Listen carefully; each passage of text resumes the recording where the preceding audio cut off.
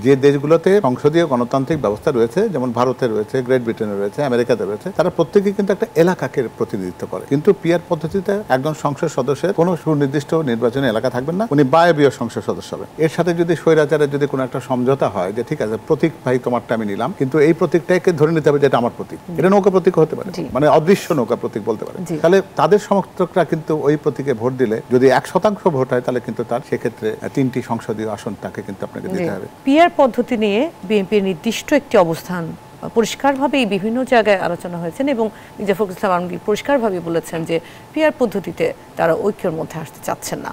এর নির্দিষ্ট কোনো কারণ কি আছেন? আপনি যেহেতু একেবারে ওতপ্রোতভাবে জড়িত, আপনার কাছ থেকে শুনতে যাচ্ছি।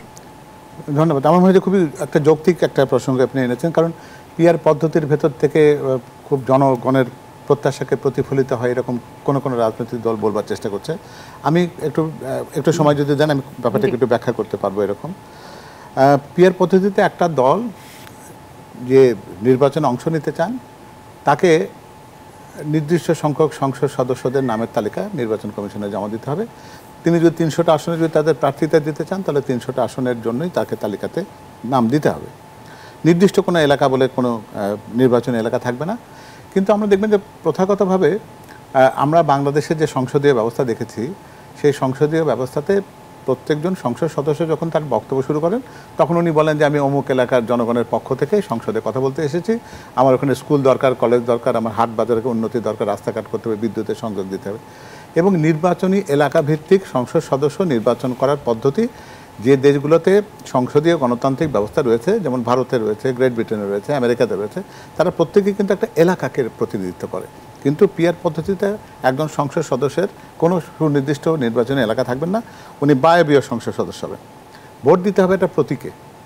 আমরা বলছি যে স্বৈরাচারকে আমরা নির্বাসনে পাঠাতে চাই, আমরা বৈষম্য বিরোধী একটা অবস্থান তৈরি করতে চাই। এখন বাংলাদেশে যতগুলো নিবন্ধিত রাজনৈতিক দল আছে এর সাথে যদি স্বৈরাচারের যদি কোনো একটা সমঝোতা হয় যে ঠিক আছে প্রতীক ভাই তোমারটা আমি নিলাম, কিন্তু এই প্রতীকটাকে ধরে নিতে হবে যেটা আমার প্রতীক, এটা নৌকা প্রতীক হতে পারে, মানে অদৃশ্য নৌকা প্রতীক বলতে পারে। তাহলে তাদের সমর্থকরা কিন্তু ওই প্রতীকে ভোট দিলে যদি 1% ভোট হয় তাহলে কিন্তু তার সেক্ষেত্রে 3টি সংসদীয় আসন তাকে কিন্তু আপনাকে দিতে হবে।